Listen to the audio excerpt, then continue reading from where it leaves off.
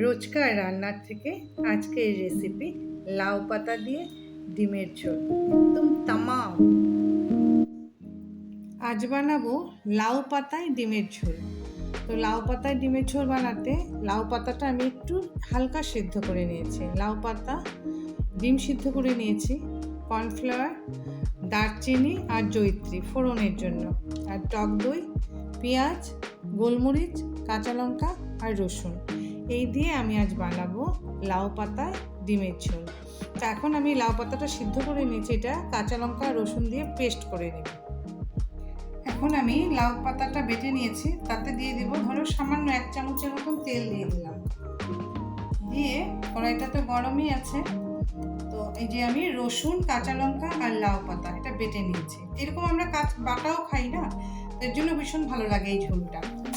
তো এটাকে আমি এখন একদম ভালো করে একটু জল জল ভাবটা একটু টানিয়ে নেব, আর তাতে দিয়ে দিব স্বাদ মতন লবণ। অল্পই লবণ দিলাম।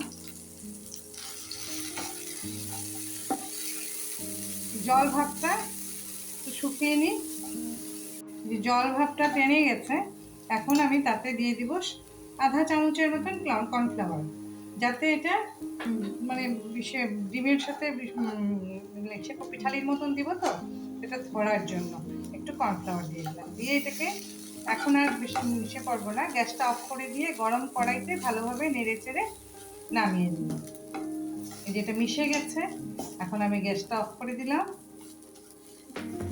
অফ করে দিয়ে এটাকে নেড়ে চেড়ে নামিয়ে নিব। তারপর এখন ডিমটা কিভাবে পেটের সাথে বানাবো এটা দেখো।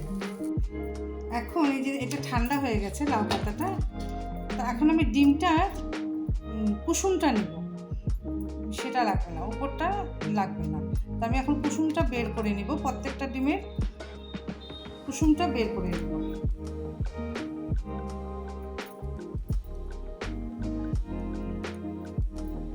এইভাবে ডিমের কুসুমগুলি আমরা বের করে নেব। বের করে এই পাতার যে বাটাটা আছে, এই বাটাটা এরকম আস্তে করে এইভাবে করে কুসুমটা ভিতরে দিয়ে দেব। কুসুমটা ভিতরে দিয়ে এটাকে ভালো করে আটকে দেব।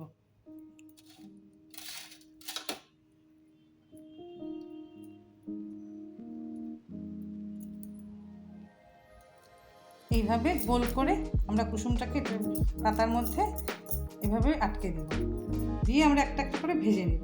তো আমি এগুলি আর কয়টা তৈরি করি।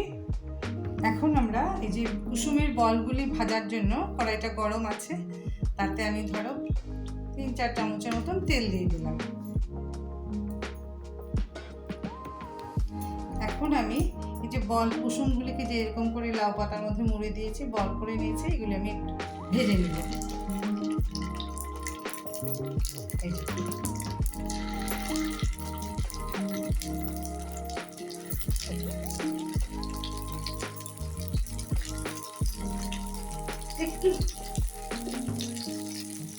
একটু অন্যরকম খাওয়া, তো এমনিতেই দেখো ডিমের কুসুমটাও একটা টেস্টি ভালো লাগার জিনিস, আর লাউ পাতা তো এইভাবে খালিই খেতে ভালো লাগে।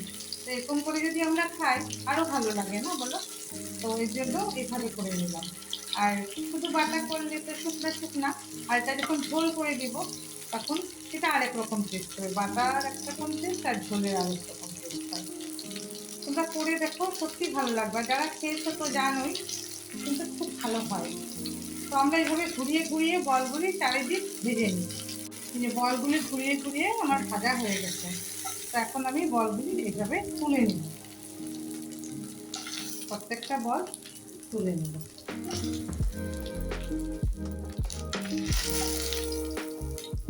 এখন আমি ওই তেলেই, আর তেল লাগবে না, ওই তেলেই আমি ফোড়ন দিয়ে দিলাম। একটু দারচিনি আর জয়িত্রী আর কটা গোলমরিচ ফোড়ন দিয়ে দিলাম। তাতে আমি দিয়ে দেবো এখন পেঁয়াজ বাটাটা। এখন আমি তাতে দিয়ে দেবো আমি পেঁয়াজ আর দুবার রসুন বেটেছি, এটা পেস্ট করেছি, এটা দিয়ে দিলাম। আর দিয়ে দেবো স্বাদ মতন লবণ, কেন কি আমরা লাউ পাতাতেও একটু লবণ দিয়েছিলাম। আর দিয়ে দেবো আধা চামচের জিরার গুঁড়া, আন্দাজ মতন হলুদ, আর দিয়ে দেবো আধা চামচ লঙ্কার গুঁড়া। দিয়ে আমি মশলাটা ভালো করে কষিয়ে দিই। যে মশলাটা কষানো হয়ে গেছে, তেল ছেড়ে দিয়েছে, এখন আমি তাতে 2 চামচ টক দই দিয়ে দিলাম।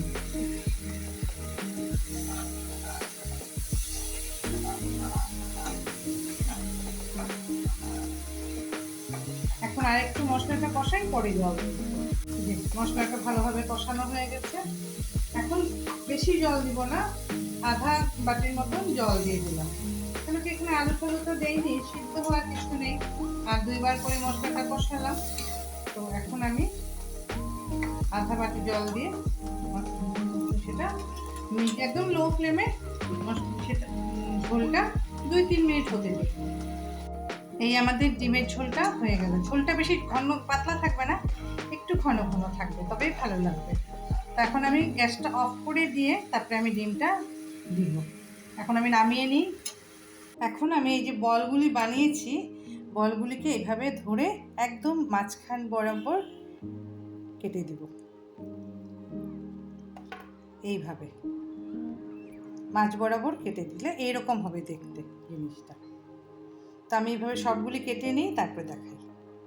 ডিমের ঝোলটা নামিয়ে নিয়েছি, এখন আমি ডিমগুলি দিয়ে দেবো এটার উপরে, কারণ এটা ভাজাই আছে। এভাবে ডিমগুলি বসিয়ে দেব, দেখতেও ভালো লাগবে, খেতেও ভালো লাগবে। এইভাবে আমি ডিমগুলি বসিয়ে দেব, 2 ভাগ করে কেটে নিয়েছি। তো এইভাবে বসিয়ে দিলে আমরা শাক বাটারও টেস্ট পেলাম, ডিমেরও টেস্ট পেলাম, গ্রেভিও থাকলো, সব দিকেই আমাদের ভালোই লাগবে খেতে। এইভাবে বসিয়ে দিলাম। এটা দিয়ে যদি সিদ্ধ করলে তো পাতা খুলে যাবে না, তার জন্য এটা নামিয়ে তারপরে এরকম দিয়ে দিলে তো হয়ে যায় লাউ পাতা দিয়ে ডিমের ঝোল।